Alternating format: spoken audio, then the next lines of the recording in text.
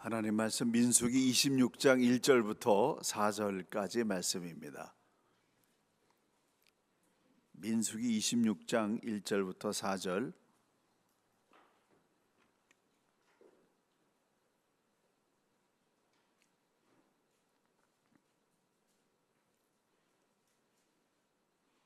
함께 합독하겠습니다.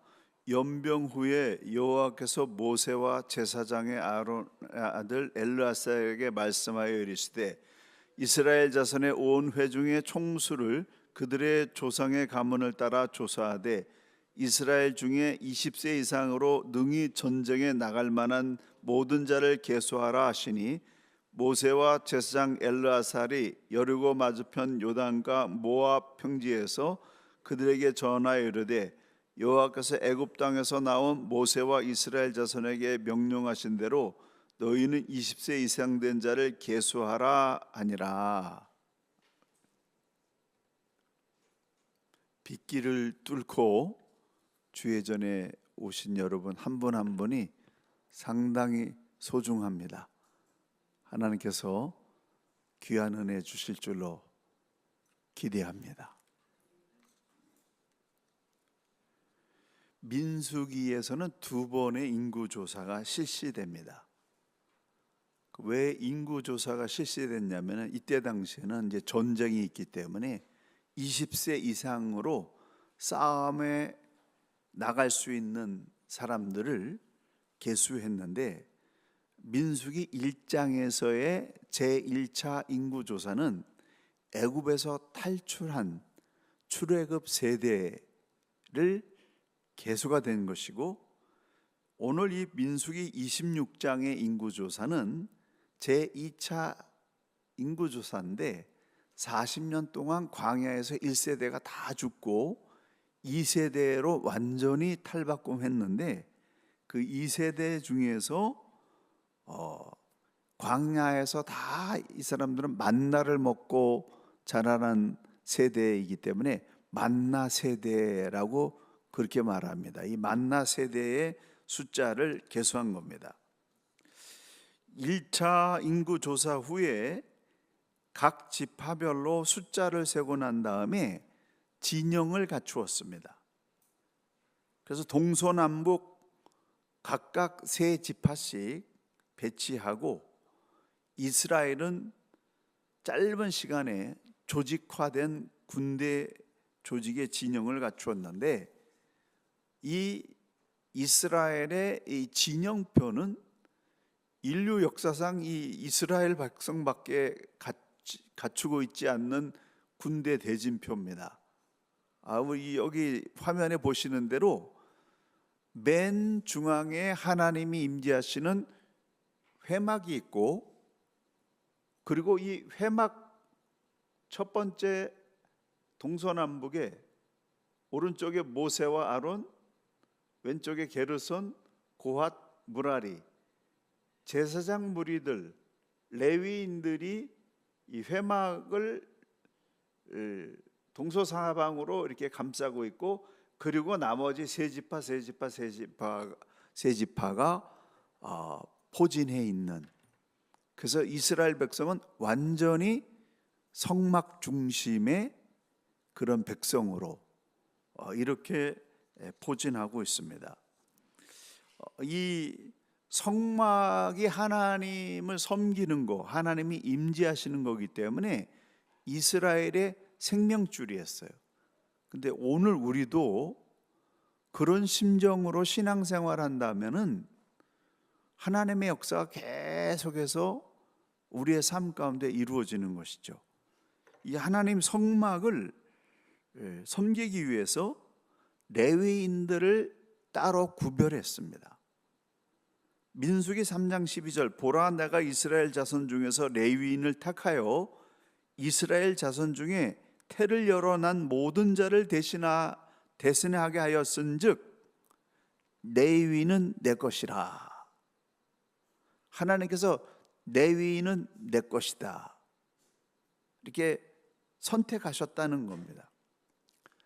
12지파 중에서 왜 레위인을 선택했는가? 정확한 이유는 나와 있지 않습니다.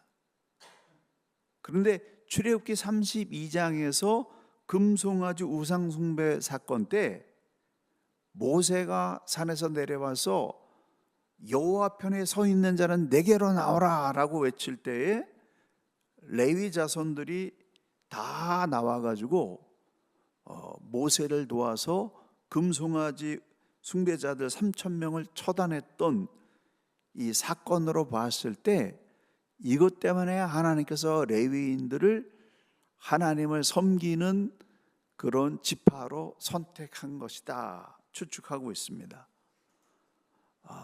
레위는 야곱과 레아의 세 번째 아들인데요, 우리가 정말 레아는 레아의 복이 있다, 남편의 사랑을 받지 못하지만 자녀의 복이 있다라고 하는 거 우리가 배웠습니다마는 정말 이 레아에게서 레위 지파가 나왔고 그리고 유다 지파가 나와서 유대인이 됐다라고 하는 걸 보게 되면은 사람의 그 생각하고는 하나님의 역사는 너무나 다르다 하는 걸 보게 됩니다. 이 레위의 후손인 이 레위인들이 12지파의 큰 아들을 대신해서, 그래서 그 장자 재앙 때 장자들이 다 죽었지만 이스라엘 백성들은 어린 양 피를 바르는 것만하면서 살아남았는데, 그 당시에 장자는 모든 사람의 생명을 상징하는 겁니다. 그래서 하나님께서 이스라엘 백성은 내 것이다, 너희는 내 것이다, 그거를 구체적으로 그 이스라엘 백성 전체를 대신해서 레위인을 선택하게 하셨고, 그리고 이 레위인들은 성막의 일만, 주님을 섬기는 일만 하도록 그렇게 하셨다라고 하는 겁니다. 레위의 이 세 아들 게르손은 장막의 앙장, 문장, 줄을 운반했고, 고핫은 증거궤, 진설병, 등대, 향당, 성소의 기구, 제단에 관련된 일을 했고, 무라리는 장막의 널판, 띠, 기둥, 받침, 말뚝 등을 운반하는데 종사했습니다. 구체적으로 이렇게 세세하게 별의 얘기가 다 나오는데, 줄을 위해서 성막이 구별됐고 거기에 사용되어 있는 기구들도 다 구별됐습니다. 구름 기둥이 움직이면 따라가야 돼요. 그럼 성막 다 걷어가지고 성막 가지고 그 기구들 가지고 운반해야 되는데, 그것만을 위해서 레위인들이 따로 구별되어서 게르손, 고핫, 무라리 이 족속들이 따로 그 역할을 맡아서 성막을 걷었다가 또 쳤다가 또 운반하는 그런 역할을 감당했다는 겁니다. 성막의 역사를 보게 되면은 모세가 시내산에서 성막을 건축했고, 그 다음에 요단강을 건너간 다음에 길갈에 임시적으로 안치되었다가 가나안 정복 전쟁이 일단락된 후에는 에브라임 지파 성읍인 실로에 옮겨졌습니다. 사사 시대에는 실로에 성막이 있음에도 불구하고 거기까지 올라가서 예배 드리는 거 귀찮아가지고 처초에 예배 초소를 만들어서 자기들이 임의대로 형식적인 예배를 드리는 그런 시대였습니다. 이 사사 시대의 말기에 엘리 제사장의 두 아들 홈리와 비니아스가 하나님의 법궤를 가지고 나가서 브레셋과 싸우다가 대패를 당해서 죽임을 당하고 이 언약궤는 브레셋에게 빼앗기는 그러한 상황이 벌어지게 됐는데, 그 이후에 성막은 어떻게 됐는지 상당히 모호합니다. 그런데 사무엘상 10장 8절에 보게 되면은 사무엘과 사울이 길갈에서 번제와 화목제를 드린 것을 봤을 때 길갈에 다시 세워진 것으로 추측할 수가 있습니다. 그렇지만 이 가장 중요한 법궤는 브레셋 사람의 손에서 반환되어서 벳세메스의 집에서 잠시 있다가 기럇 여야림에 20년 동안 머물러 있었는데, 사무엘상 21장 1절에서 6절 기록을 보게 되면은 사울 시대의 성막은 노베에 있었던 것으로 추측하고 있습니다. 그리고 역대상 21장 19절에 보면은 다윗 시대에는 기브온의 산당이 있었습니다. 다윗 시대에는 두 개의 성막이 있었던 시대라고 합니다. 기브온에 원래의 성막이 있었고, 그리고 다윗이 기럇 여야림에서 법궤를 회수해서 그 법궤를 다윗의 시온성 옆에 다윗의 장막에 안치해 가지고 두 개의, 그런 하나는 성막, 원래 있었던 성막과 법궤가 있는 다윗의 장막이 이렇게 두 개가 있었습니다. 다윗의 장막 안에서는 어떤 일이 있었는가?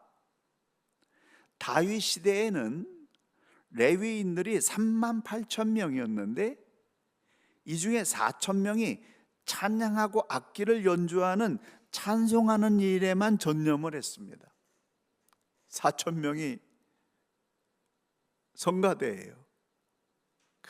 좀 몇 주 전에 성가대 서봤는데 수십 년 만에 서봤습니다. 근데 감동이 있어요. 성가대로 좀 오세요. 이거 레위인들이 해던 그런 귀중한 일입니다.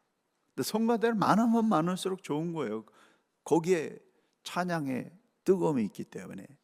근데 4,000명이 쫙 찬양을 한다고 생각해 보세요. 기가 막히잖아요. 근데 이 4,000명의 찬양을 아삽이라고 하는 그런 총지휘자가 24반열, 24개 반을 만들어 가지고 24시간 내내 하나님을 찬양하는 그런 다윗의 장막이 운행됐다는 겁니다. 그래서 거기서 역사가 일어난 거죠. BC 1050년 75년 동안 이방인의 손에 있던 언약궤를 다윗이 법궤를 회수하여 다윗궁 옆에 장막을 치고 그 안에 언약궤를 안치했는데, 이 다윗의 장막은 솔로몬이 성전을 건축하기까지 40년 동안 24시간 계속 찬양 드리고 예배 드리는 놀라운 일이 있었다는 겁니다. 그래서 다윗의 그 부흥과 영광은 이 다윗의 장막에서 힘이 나와서 그렇게 된 것입니다. 이 다윗의 장막에서는 24시간 내내 밤낮으로 찬양과 경배 그리고 감사드리는 중보 기도가 이루어졌습니다. 그리고 이 다윗의 장막에는 피 흘리는 제사 대신에 찬양의 제사를 하나님께 올려드렸습니다. 그리고 누구나 다 참여할 수 있게, 거기에는 성소와 지성소가 없었고 휘장이 없었고 누구나 다 참여해서 찬양 드리고 경배하고 중보 기도하는 그런 일이 일어났다는 겁니다. 그래서 이 교회가 살아나려면 뭐가 살아나야 되냐면은 예배가 살아나고 찬양이 살아나고 중보 기도가 살아나야 돼요. 얼마나 온 정성을 다해서 하나님을 찬양하고 기도하고 예배드리느냐, 그 교회의 생명력이 거기서 나온다는 겁니다. 다윗이 24시간 내내 이렇게 정성을 다해서 온갖 악기를 동원하고 찬양으로 목소리로 중보 기도로 하나님께 영광 돌리는 그러한 40년 동안의 이 다윗의 장막이 운영되었기 때문에 이스라엘 역사상 가장 찬란한 부흥기를 맞이했다는 거예요. 이게 개인적으로 교회적으로도 그대로 적용되는 겁니다. 이 놀라운 은혜의 역사가 여러분 한 사람 한 사람 주님의 교회 가운데 임하기를 예수님의 이름으로 간절히 축원합니다. 주일날 말고 평일날에는 오실 수 없는 상황들이기 때문에 제가 대신 열심히 중보기도 하니까 걱정들 하지 마세요. 근데 이왕이면은 더 많은 사람들이 주간 중에도 오셔가지고 기도하고 중보기도 하고 찬양하고 막 이런 역사가 일어나면 교회는 더 강하게 살아나게 되겠죠. 다시 레위인들의 역할로 돌아가서 가나안 정복 후 48개 성읍과 사면의 뜰에 흩어져서 하나님을 섬기고 하나님 백성들을 말씀으로 가르쳤습니다. 그리고 그들은 11조를 분배받았고 하나님께서는 레위 지파에게 땅을 기업으로 주지 않으셨는데 하나님이 그들의 기업이 되셨기 때문이다. 그렇게 말씀하고 있습니다. 48개 각 성읍에서 백성을 가르치며 각 지파가 하나님 중심으로 살아갈 수 있도록 돕는 역할을 하게 했습니다. 아니 우리나라 옛날에 그 농사 지을 시기에 그 농부가 어디 외출했다가 오줌이 마려우면은 그걸 안 넣고 콕 참고 자기 밭에 와서 논다 그러잖아요. 거름 주려고. 근데 이 정신이 오늘 우리에게 필요해요. 이 교회는 기도가 얼마나 쌓이느냐, 찬양이 얼마나 쌓이느냐, 예배 열정이 얼마나 뜨겁냐, 이거에 따라서 부흥의 역사가 일어나게 되고, 부흥이 일어난다고 하는 것은, 교회가 부흥이 일어난다고 하는 건 교회에 속해 있는 한 사람 한 사람이 영적으로 번영한다는 거예요. 그것이 다윗 시대에 가장 찬란했던 부흥의 원동력이 됐기 때문에 우리가 그것을 보면서 주간중간에 좀 교회 좀 놀러 오라 그러면 좀 이상하죠. 그 좀 오세요. 오셔가지고 기도도 하고, 배고프면 제가 밥 해드릴게요. 예, 연락 미리 해주시면 제가 딱 준비했다가 밥도 해드리고. 이 교회에서 노는 게 이게 축복입니다. 그래서 모임도 교회에서 하고, 그 따뜻한 역사가 다시 일어나리라 간절히 기도하고 있습니다. 레위인들이 태어난 지 1개월이 지난 그 시점에서 레위인으로 등록이 돼가지고 30살까지 훈련받은 다음에 30살부터 50살까지 성막에서 일을 하게 했습니다. 다른 지파는 20살이 되면 성인이 되어서 군인으로 나라를 위해서 일했는데 레위인들은 10년 더 훈련을 받아가지고 30살부터 50살까지 주의 일을 하게 했고, 50살 이후에는 30살 이전에 예비 사역자를 가르치는 그런 계승 작업을 했습니다. 요새 타락해가지고요 6개월 만에 목사 안수를 받는 그런 회개한 일이 일어난다고 합니다. 이거는 정말 있을 수 없는 타락 현상이죠. 얼마나 지금 심각한 문제인지 몰라요. 구약 시대에는 레위인들은 일반 사람보다 10년을 더 교육받은 다음에 하나님의 일을 했다라고 하는 것이죠. 그만큼 주님을 섬기는 일은 쉬운 일이 아닙니다. 출애굽한 후에 1년이 지났을 때 이스라엘은 두 번째 유월절을 지켰고, 그 유월절을 지키면서 민수기 10장 7절에 보게 되면 출애굽 2년 2월 20일 날 드디어 시내산을 출발하게 됐는데, 시내산을 출발하면서 이스라엘 행진의 특징은 뭐예요? 성막을 중심으로 모든 진영이 갖춰졌고, 그 성막이 움직이면서 구름이 증거막에 위에 떠오르면서 이스라엘을 인도했고, 그리고 이스라엘 진영의 행진 나팔 소리가 우렁차게 울려 퍼지는 그런 역사가 일어나서 이스라엘 백성은 성막 중심, 말씀 중심의 훈련을 했다는 겁니다. 교회는 건물이 아니라고 말하지요.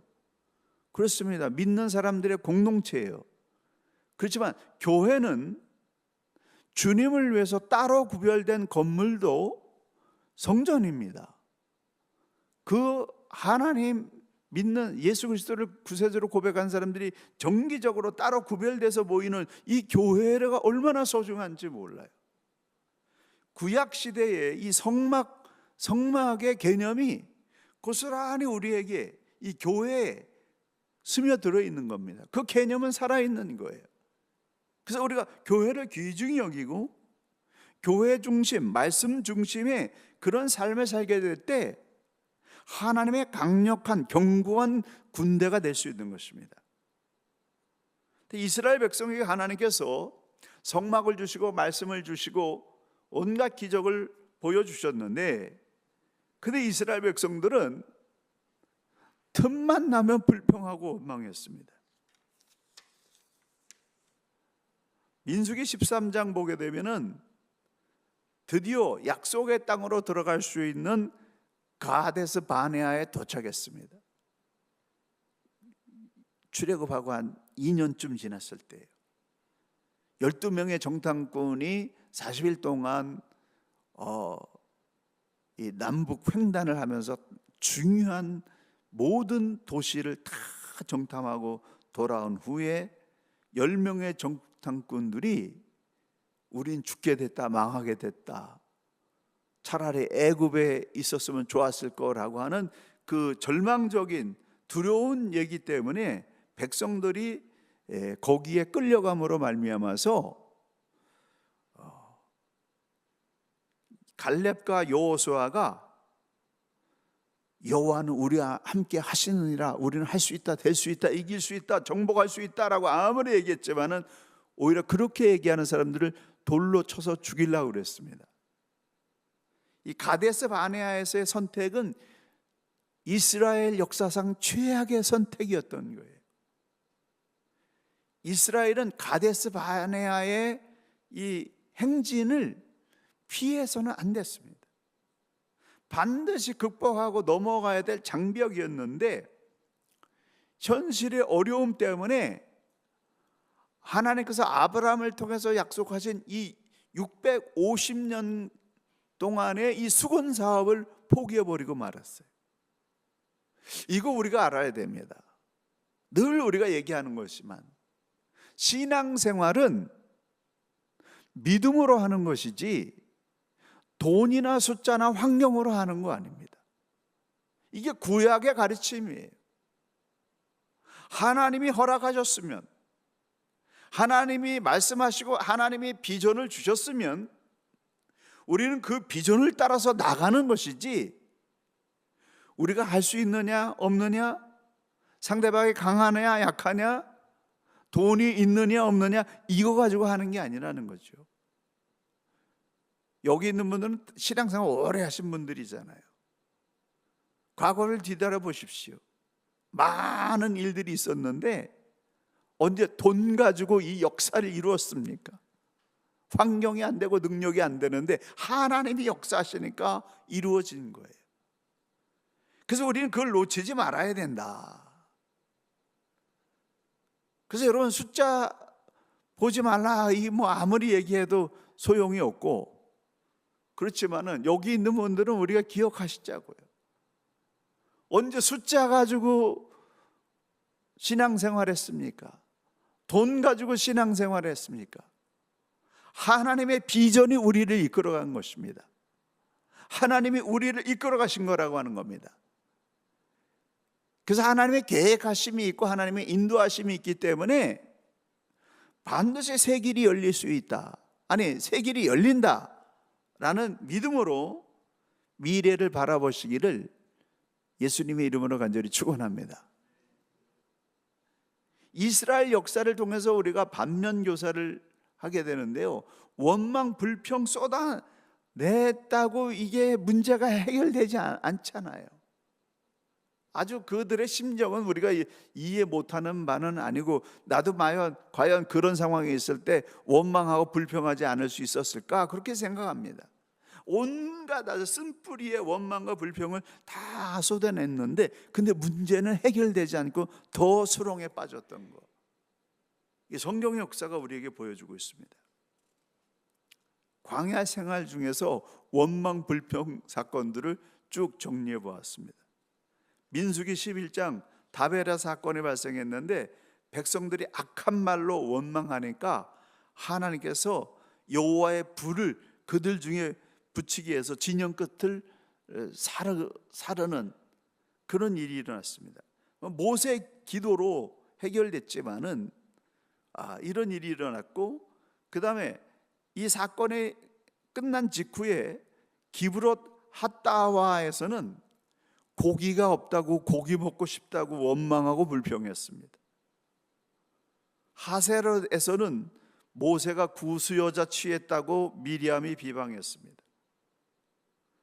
가데스 바나에서는 10명의 정탐꾼들이 우리 죽게 됐다, 애굽으로 돌아가자, 그렇게 원망했습니다. 모세를 원망했고, 또 여호수아와 갈렙을 죽이려고 했습니다. 16장 호르마 사건 때에는 고라, 다단, 아비람, 온이 당을 짓고 모세와 아론을 대적했습니다. 신광야 가데스에서는 물이 없다고 모세를 원망했습니다. 21장에서 에돔 땅에서 험한 길로 인도하다고 원망하다가 불뱀에 물려 죽었습니다. 아니, 요거를 좀 아주 원망한 부분만 요약해 보게 되면요, 홍해에서 원망했고, 마라에서 원망했고, 신광야에서 원망했고, 만나 관련해서 원망했고, 르비딤에서 원망했고, 시내산에서 우상 숭배했고, 더디 내려온다고 원망하면서 다베라에서 원망했고, 또 섞여 사는 이방인들과 함께 만나 관련해서 또 원망했고, 가데스 바나에서 1차 원망했고, 고라 일당이 반영을 일으켰는데 고라 일당이 죽었다고 또 원망했고, 가데스 바나에서 2차 원망했고, 홍해길에서 험한 길로 인다고 원망했고.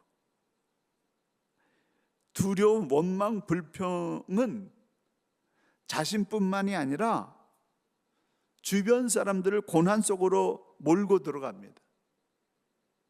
출애굽 1세대가 광야에서 다 사장된 가장 근본적인 원인은 하나님을 경멸히 여긴 거예요. 하나님의 구원을 믿지 못하고 하나님을 원망하고 모세와 아론을 원망하고 사람들을 원망한 이 원망 때문에 다 소멸되어 버렸어요. 가데스 바네아 사건 때문에 출애굽 1세대는 가나안 땅에 들어가지 못했습니다.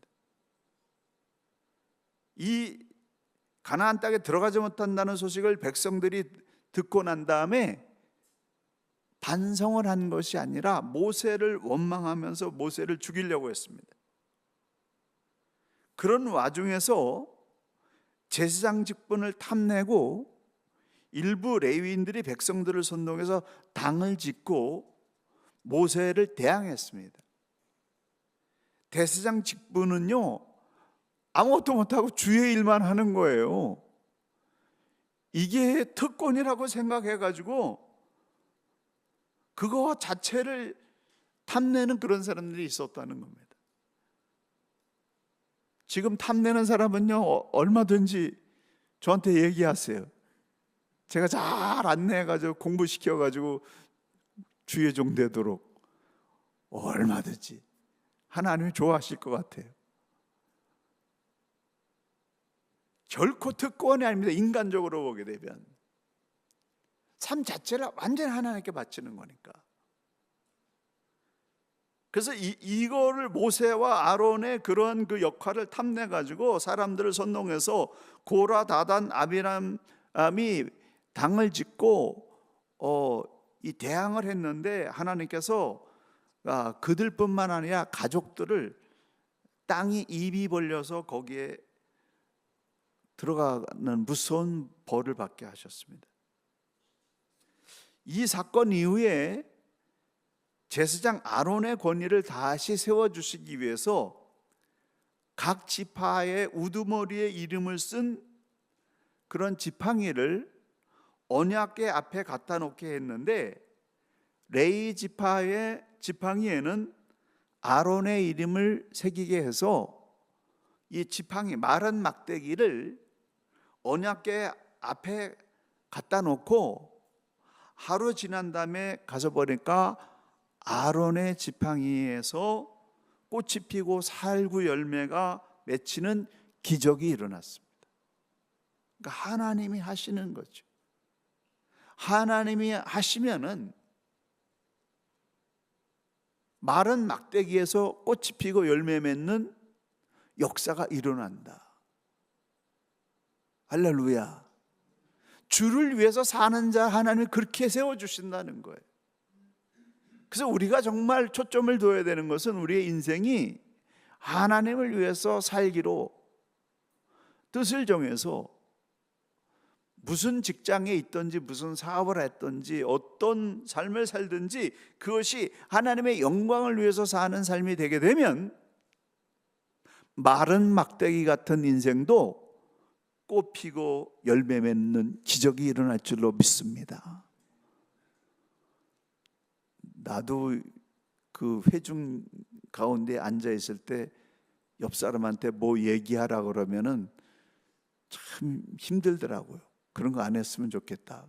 근데 또 앞에 나와서 인도하다 보니까 이 중요한 거는 좀 뭐 고백시키고 싶은 거예요. 그래서 옆 사람에게는 안 하시더라도 오른손을 들고 내 인생도 꽃피고 열매 맺을 줄 믿습니다. 3번 시작 선포합니다. 시작. 내 인생도 꽃피고 열매 맺을 줄 믿습니다. 내 인생도 꽃피고 열매 맺을 줄 믿습니다. 내 인생도 꽃피고 열매 맺을 줄 믿습니다. 할렐루야. 여러분 기도할 때 믿음 가지고요, 이것만 계속 반복해서 해보세요. 진짜 놀라운 일이 일어날 겁니다. 하나님이 그렇게 역사하신다는 거죠. 하나님을 따르는 신실한 자들을. 리더십은 이렇게 위기 속에서 입증되는 거예요. 정말 하나님이 함께하는 사람이라고 하는 거 하나님 위기 속에서 보여주신다라고 하는 거죠. 그런데 그런 그런 기적을 체험했음에도 불구하고 백성들은 또다시 모세와 아론을 원망하기 시작했습니다. 어찌하여 애굽에서 나오게 하여 이리 고생하게 하는가? 무화과도 없고 포도도 없고 이것도 없고 저것도 없다. 매일 만나를 내려주시고 구름 기둥 불 기둥으로 인도해 주시는데 없는 것만 가지고 원망하는 거예요. 기적이 매일 일어나고 있는데, 어떤 의미에서 보게 되면 우리도 똑같아요. 하나님이 기적으로 매일 이렇게 먹고 자고 생활하면서 건강하게 살게 해주시는데 이건 안 보이고 없는 것만 바라보면서 원망하고 불평하는 거. 이스라엘 백성하고 우리하고 다를 게 뭐가 있어요? 그래서 우리는 없는 거 바라보지 말고 주신 거를 생각하면서 지금까지 역사하신 아버지 하나님, 앞으로는 더 위대하게 역사하실 줄 믿습니다라는 믿음을 가지고 희망을 가지고 나가야 된다. 모세가 아무리 온유해도요, 계속 40년 동안 원망하고 불평하는 사람들 속에 있다 보니까 모세도 평상심을 잊어버리고 물이 없다고 다시 불평하는 그 백성을 향해서 하나님께서 반석에 명하여 물을 내라고 했는데 반석을 2번 치는 분노로서 물을 내게 했습니다. 그래서 이 원망과 불평은 자기만 죽는 게 아니라 위대한 사랑까지 물들이면 다 물들인다는 거예요. 그래서 원망과 불평은 나를 죽이고 가족을 죽이고 주변을 죽이고 교회를 죽이는 독이다 라는 거 잊어버리면 안 돼요. 그래서요, 자녀들 앞에 보는 데서 원망하고 불평하는 거, 이거 중단해야 됩니다. 우리 교회가 너무 많은 죄를 졌어요. 1세대들이 의견이 안 맞다고 회의하면서 너무 원망과 불평을 다음 세대들이 보는 앞에서 그거 쏟아냈어요. 다음 세대들이 그대로 독을 먹은 겁니다. 이거는 더 이상 일어나서는 안 된다. 우리가 어떤 경우에도 원망과 불평을 끊어내는, 그걸 위해서 우리가 기도해야 됩니다. 반석을 명하여 물을 내라고 했는데 2번 쳤다고 가나안 땅에 들어가지 못한다라고 그렇게 하나님이 판결을 내린 걸 보게 되면은 하나님 너무 가혹하시다, 하나님 너무 째찌하시다, 이렇게 생각할 수도 있는데요. 그런데 하나님께서 모세에게 요구하는 수준은 달랐다는 거예요. 모세에게는 그 정도의 불순종도 용납하지 않는 엄격한 기준을 적용했습니다. 왜냐하면 가장 중요한 그런 역할을 맡고 있었기 때문에 그렇습니다. 그래서 맡은 책임이 크면 그만한 수준의 순종을 주님이 요구하신다는 사실을 알아야 됩니다. 그런데 하나님께서 그것 때문에 모세가 가나안 땅에 들어가지 못한다라고 말씀하셨을 때 모세가 120년 동안 소망하던 그 일이 꺾였지만은 그의 나머지 삶을 소홀히 여기지 않았습니다. 가나안 땅이 가까워질수록 이스라엘은 여러 이방 족속들과 전쟁을 치러야 됐는데 모세는 그 전쟁을 혼신의 힘을 다해서 승리로 이끌었고, 본격적인 가나안 서편 본토 전쟁이 가능할 수 있도록 동편에 있는 아모리 왕 시온과 바산 왕 옥의 땅을 점령함으로 말미암아서 만나 세대가 가나안 정복 전쟁을 해 나갈 수 있는 발판, 든든한 발판을 마련했다는 거죠. 내가 못한다고, 내가 못 누리게 됐다고 다른 사람이 누리는 거를 질투하고 회방하고 방관하고, 이거는 하나님의 사람들이 할 일이 아니다는 겁니다. 내가 못 누리게 됐다면 다른 사람이, 더 신실한 사람이, 하나님의 새로운 세대가 그걸 이룰 수 있도록 발판을 마련해 주기 위해서 헌신하는 것, 이 모세의 모습이 우리의 모습이 되어야 된다. 만약에 그렇게 살 수 있다고 한다면 그 사람의 인생은 해같이 빛나는 인생이 되는 겁니다. 그 사람의 인생은 조용히 사라지지만 그 사람의 삶의 뒤안길은 찬란하게 기억되고 빛나는 아름다운 인생이 될 수 있다라고 하는 것을 모세가 우리에게 보여주고 있습니다. 민수기 26장에 두 번째 인구조사가 실시되는데 1차 인구 출애굽 1세대 인원이 60만 3,550명이었는데 이 사람들이 40년 동안 광야에서 다 죽고 만나 세대 20세 이상 된 세대를 조사해 보니까 60만 1,730명으로 계수됐습니다. 한 우슬이 다 띄고 1세대 60만, 광야에서 자라나서 하나님의 말씀으로 양육받고 하나님의 군대로 새롭게 태어난 만나 세대 60만, 똑같은 그런 숫자가 하나님의 군대로 재탄생됐다는 거예요. 그래서요, 나 중심적인 사람은 내가 안 되면 다른 사람도 안 되는 걸 좋아하는 이런 생각을 가지고 있어요. 어리석은 생각이죠. 하나님의 역사는 내가 아니면 다른 사람을 통해서 역사한다는 거예요. 내가 없으면 어떡하나, 다음 세대가 일어나는 거죠. 근데 이 다음 세대가 그냥 일어나는 것이 아니고 이 만나 세대를 하나님이 성막을 주시고 말씀을 주셔서 성전 중심, 말씀 중심으로 집중적으로 교육해 가지고 하나님을 경외하는 하나님의 군대가 새롭게 태어났다는 거예요. 이거 못한다고 하면은 세월이 많이 가고 세대가 바뀌어도 아무 소용이 없어요. 정말 절실하게 이제 교회들은 하나님 중심, 말씀 중심, 이 삶을 우리 자녀들에게 전수해야 됩니다. 이걸 위해서 우리가 부르짖어 기도하면서 하나님의 도우심을 간구하면서 이 역사가 일어나도록 해야지 하나님의 군대가 일어나서 가나안 정복 전쟁을 승리로 이끌어간 것처럼 하나님의 새로운 시대를 만들어갈 수 있다는 거예요.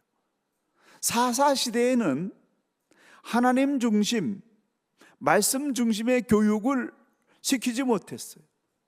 그래서 완전히 소멸되다시피 했습니다.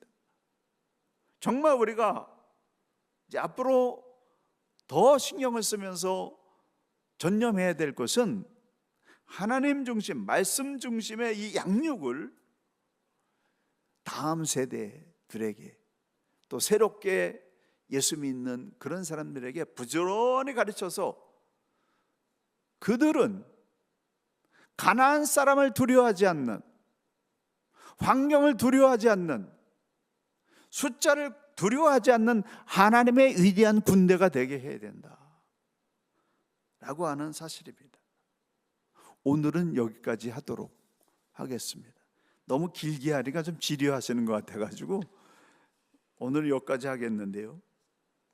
그래서 이제 민수기가 이렇게 끝나고 모세가 가나안 땅에 보이는 모압 평지에서 죽기 직전에 3편의 설교를 남겼는데 이 3편의 설교가 신명기예요.